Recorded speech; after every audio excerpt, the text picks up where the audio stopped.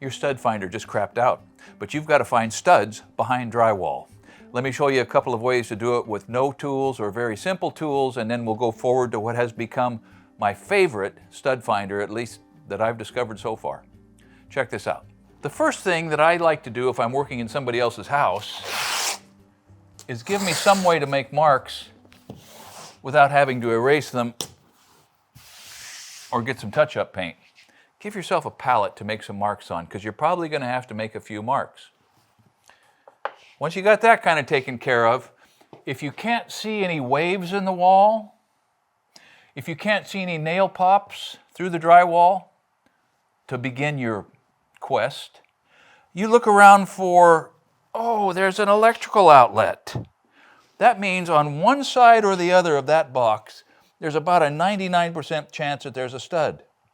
Now you can take the faceplate off, take your pocket knife, and just do a gentle exploratory. Oh, look, there's a stud. Bingo, wasn't that easy? But if maybe that's a cut-in box and there's no stud there, so that doesn't actually help you, then you got to start tapping. You can sometimes do it with your knuckle, but doggone it, tapping is for hammers, right? If you can, tap on your tape.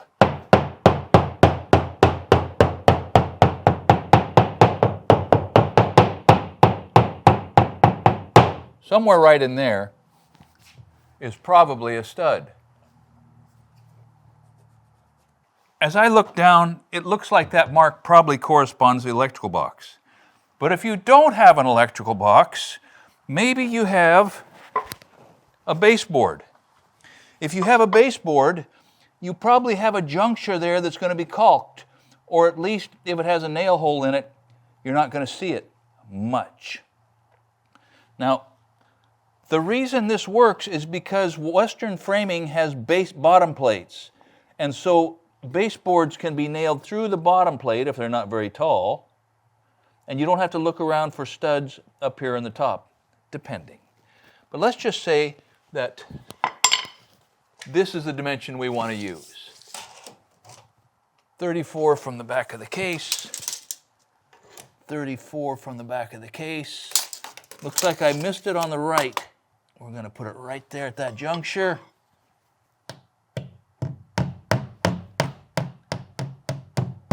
Missed it, but I know I'm close.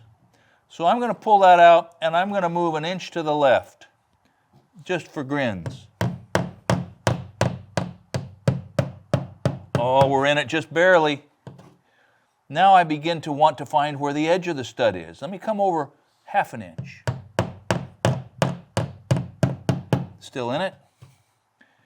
I'm probably going to miss it about here.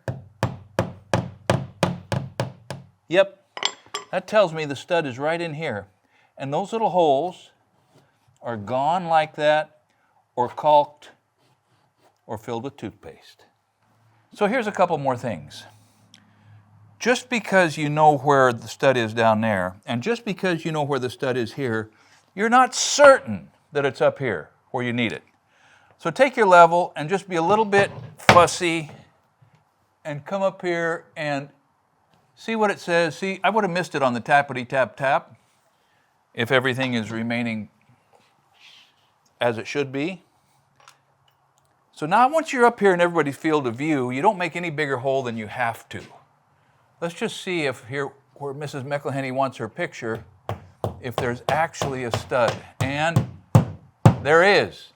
I don't want to make any more of a hole than that. So at this point, I'm going to take off my tape. Understand that that's the location. And then let me show you a pretty slick way to plug a hole if this happens to be a hole that we don't want. So something obvious and a couple of tricks. Everything I'm doing with a nail, you could do with a little drill bit. There's backing. There's no backing. Similar holes, maybe you don't have a finish nail, but you've got a 16th inch bit.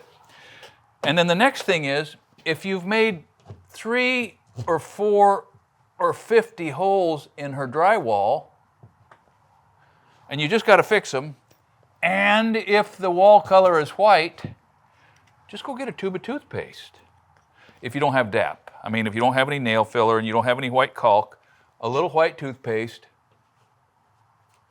with a dirty finger. No, forget the dirty finger. That's kind of a problem. And if your finger's just too dirty, just go get a towel or something. And will she be able to find it? Yes. But on a textured drywall surface, it's not as apparent. And sometimes it'll get you out of a bind. Now there's another toothpaste trick. And I learned this from Brady's mom, through Brady. Thanks, Mrs. Winter. If you've got to hang a picture in a particular spot, and it's got a particular hanger, not a wire, but I mean, up a little, over a little, yes, okay, boom. Here's a way to transfer that point to this wall. Works better with blue toothpaste. But the idea is, you just put a little toothpaste on your attachment point, and then get your hanger, your picture, where you want it, and make sure you have buy-in from everybody whose opinion matters. Yes, that's where you like it. Okay, and bink. And right there is the spot. And so you put that nail in or the screw, and when you're done, you just wipe it off, and that's a winner. Now there's another non-invasive option. You can look for nail pops. Now nobody likes nail pops in drywall, but sometimes they happen. And as it turns out, right here in my hallway, we've got one, you see that? And we've got two, and then we've got a real mess right there. And sure enough, turns out they are on 16-inch centers. So that is more good luck than good management, more good luck than good drywall nailing. But this one is also corroborated by evidence of a nail through a tall baseboard into a stud. It's up above the bottom plate, and I stuck a nail right there. So if you just look around, sometimes there's evidence. So the last thing in here, this nail pop makes it easy. But if you've got patience and you've got a little magnet, you can fish around on the drywall, and eventually you're going to run across a spot where a magnet is going to stick. Anyhow, just one more sort of trick up your sleeve. So maybe you've used your magnets, you've looked for popped nails, your stud finder is lost, you've tapped until you're blue in the face, and you've just got to find out where a stud is. Well, maybe if you've got wood siding, not brick, not stucco, and the right type of nailing process on the outside, you can come to the outside of the house and, well, there it is. I mean, who can miss it? And then to transfer this information back to the inside, all you have to do is find a window or an exterior door with a good, clear point that you can measure from the inside or the outside. And now we know I have a stud at 21, 37, 53, right on down the wall ad nauseum. Now don't make the mistake of forgetting to subtract or add the thickness of a partition, which might happen in between point A and point B. But I know in this room, there's a smooth wall that goes quite a ways over. So simply referencing off a known point on a window sash, taking your cue from the nails through the siding, you can be about 100% certain you know where the stud's at.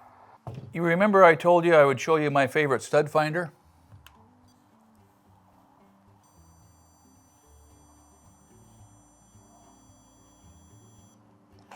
This is not it. This is it.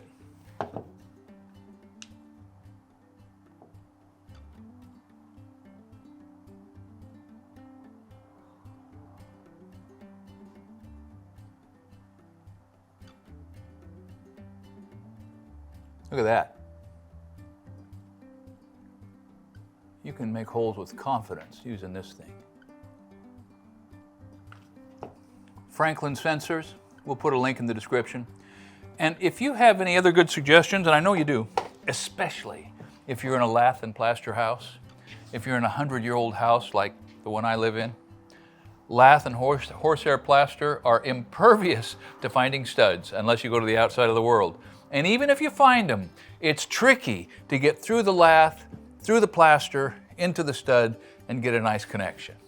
Anyway, those are some tricks for finding studs. You're responsible for the damage that you do when you're trying to help somebody's house, including in your own wife's house. Pay attention, go slow, and don't be afraid to let out the clutch. Thanks for watching Essential Craftsman, and keep up the good work.